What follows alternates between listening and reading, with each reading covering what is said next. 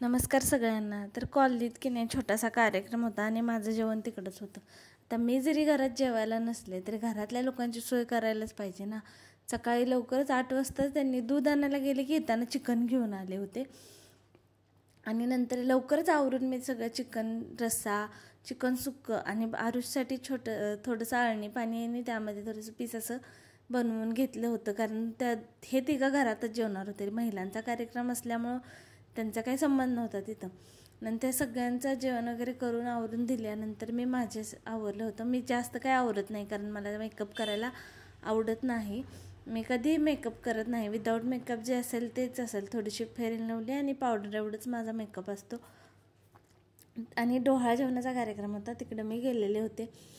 डोहाळं जेवणातून मी जेवण वगैरे आले. दुपारी थोडासा आराम केला आणि आम्हाला जायचं होतं डीमार्टला शॉपिंगसाठी गेले. पण इथं मला काही टॉप आवडत होते, मी ते ट्राय करत होते.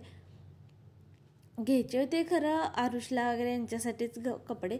आरुषला ही पॅन्ट आवडली, तो काय पॅन्ट सोडतच नव्हता. तो ती घेऊनच फिरत होता डीमार्टमध्ये पूर्ण वेळ. नंतर आरुषलाही छान छान कपडे. हा सेक्शन की नाही ज्यांना फक्त मुलंच आहेत त्या लेडीजला खूप रिलेट करतो.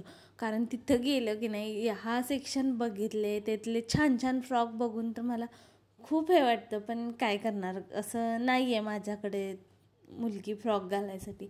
तरी पण मी आरुषला एकदा फोटोशूट केलेले फ्रॉक घालून. शेजाऱ्यांचा फ्रॉक आणला होता शेजारच्या मुलीचा आणि तो फ्रॉक घालून मी त्याचं फोटोशूट पण केलेलं आहे.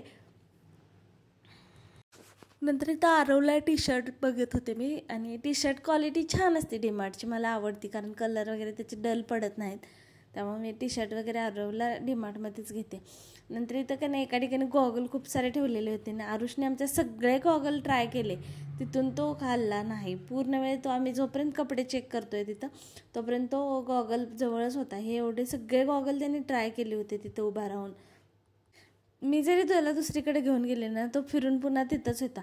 आणि इतकी गर्दी होती ना की त्याला एकट्याला सोडायचीही धाडस होत नव्हतं. खूप गर्दी होती. आम्ही तरी 8 नंतरच गेलेलो होतो कारण गर्दी थोडीशी कमी होईल असं वाटलं होतं, पण होती, बऱ्यापैकी गर्दी होती तिथे. त्याने इथं पूर्ण एक ना एक गॉगल ट्राय केला, कुठलाही गॉगल सोडला नाही त्याने, पूर्ण गॉगल ट्राय केले. आणि हे खूप छान छान फ्रॉक होते. मला असं ते मोह आवरत नव्हता. इतके छान मुलींचे फ्रॉक आलेले दिसत होते मला, पण आता करणार काय.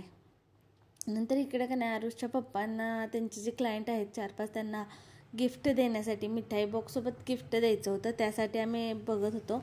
मग ते मी बोलले निर्जीव वस्तू देण्यापेक्षा जे बांबूचे ते छोटे छोटे बेट असतात ना, ते नंतर मोठे झाल्यानंतर खूप छान दिसतात, ते मी द्या बोलले असं मी सजेस्ट केलं आणि त्यांनी तेच घेतलेले होते. नंतर इकडे का नाही हे टॉय झोनमध्ये की नाही आरुष आणि त्याचे पप्पा तिघंजण इथेच होते. तिथून काय ते हालतच नव्हते. टॉय झोनमध्ये एकदा दोघंजण गेले, हे बघा आरू आणि आरुष दोघेही. आरूने इथं सगळे खेळणी ट्राय केली आणि हे एनर्जी बघा 11:30 नंतरची घरी आल्यानंतरची एवढी एनर्जी. ज्यावेळेस मी ही खूप थकलेली असते आणि याच्यामध्ये ही एवढी एनर्जी एवढी येते तर कुठून काय माहिती. तर असा होता आजचा दिवस. भेटू नेक्स्ट ब्लॉगमध्ये, तोपर्यंत बाय.